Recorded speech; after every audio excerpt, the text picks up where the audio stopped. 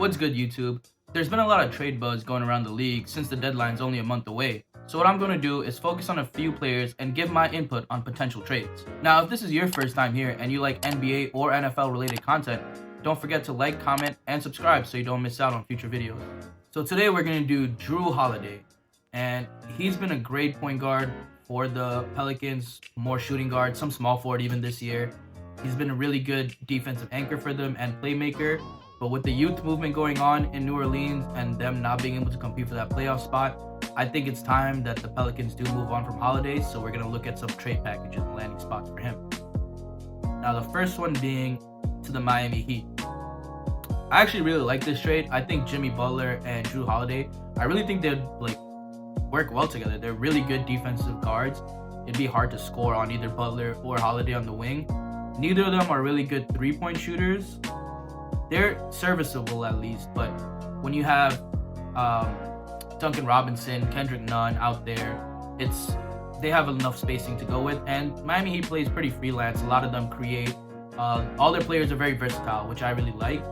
So the trade is Miami get Jrue Holiday and Kendrick Williams, and New Orleans get Justice Winslow, Goran Dragic, Derrick Jones, and a top 10 2025 first round pick. It's pretty far into the future, that pick, but the trade, Justice Winslow's barely played this year. He's always hurt. I think he had concussion, back problems. He's been pretty hurt. Now, Goran Dragic has been playing really well. I don't really see how he fits in with the Pelicans' future, but at least he can mentor Lonzo a little bit.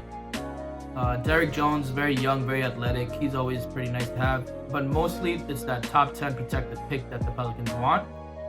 Now, this would give them cap relief too, because I think Goran Dragic is a free agent at the end of the year. And they get rid of Jrue Holiday's big contract and give him a situation where he could win. Miami's been a pretty big team in the East. They've been knocking down a lot of the title favorites, and I really like the Heat this year, and I think Jrue Holiday just makes them better. Moving on, we have the Milwaukee Bucks. Jrue Holiday and Kenrich Williams for Eric Bledsoe, Dante DiVincenzo, Ersan Ilyasova, and a 2020 first-round pick. I'm not really sure about this trade. Jrue Holiday is definitely an upgrade over Bledsoe, I think. But giving up Dante DiVincenzo is pretty big for their bench. He's probably one of their best shooters on that team. What I think the Bucks lack is three-point shooting and shooting guard, kind of. So I don't think they lack three-point shooting. I just think they lack three-point shooting. No, that's kind of weird to say. I think they have a weak shooting guard spot. Wesley Matthews is pretty good, but he really just hasn't done that well. And if you were to move Eric Bledsoe and DiVincenzo, that's pretty big. Holiday is a great player in return, but I just don't think it makes it. I just don't think Milwaukee gets better by getting Jrue Holiday. And obviously, same thing again with Goran Dragic. Bledsoe can help mentor Lonzo Ball. Lonzo's been playing off point guard pretty much the entire season so far anyways. Or he's been shifting around point guard, shooting guard, small forward, so that's not that bad. They get another young player in DiVincenzo, another pick from the Bucks. It's not going to be a great pick. It's going to be this year, so it's probably in like 27th to 30th range. But it's still a first-round pick and a young player, so I know the Pelicans would like that. I just don't think it makes a lot of sense for the Bucks. Moving on, the Denver Nuggets.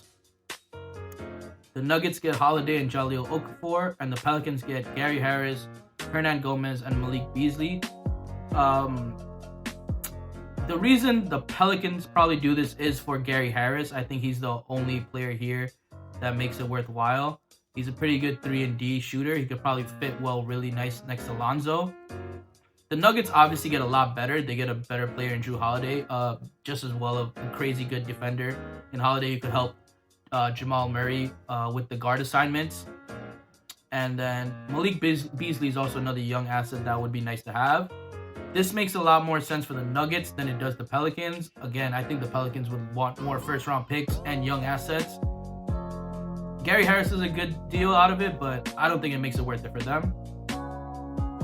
Moving on, we have the Timberwolves. Timberwolves get Holiday, Eton Moore, and Jahlil Okafor. Pelicans get Rocco, Jeff Teague, Josh Okogie, and a 2021 lottery protected first round pick. I think this works out for the Timberwolves as well. They get another point guard. Jeff Teague has been playing okay. It hasn't really worked out for them. They've been playing more point Wiggins, matter of fact, and that's actually worked really well for them. So having Jrue Holiday there, I'm not sure how that will help or hurt Wiggins. I would assume it will help him. And again, another lockdown defender out there. They do lose Okogie, but they still have Jared Culver, who's also a pretty good defender in himself. So this would definitely make the Timberwolves better. But losing out on Rocco really hurts their power forward position. I'm not even sure who they have at power forward behind Rocco. Maybe Gorgie Dieng. I'm not really sure. And Andrew Wiggins cannot play no power forward, so that's definitely not going to work out for them. Moving on, we have the Portland Trail Blazers. Ooh, Jrue Holiday for CJ McCollum. Damn, I don't know how I feel about that. Holiday is going to give them another good defender on the wing, but it's going to give them a lack of three-point shooting. CJ is a much better three-point shooter, and I'd say a scorer than Jrue Holiday, but Holiday is definitely a better creator and defender than CJ McCollum. Much taller, so they won't be an undersized backcourt anymore either. Yeah, it is pretty rare to see an all-star straight swap, but I don't really like this for the Blazers. I think Blazers need to focus on their power forward position and small forward position more. That's where they need the help in. Whether they get a power forward and move Melo down to the 3, or whether they get a small forward and keep Melo at the power forward, I think that's the Portland Trail Blazers' biggest weakness, and that's what they need to work on. And the Pelicans, if they are going to trade Jrue Holiday, I really think they need to bring in young assets or picks. And CJ McCollum, he is pretty young, but I don't think it fills the future outlook for the Pelicans.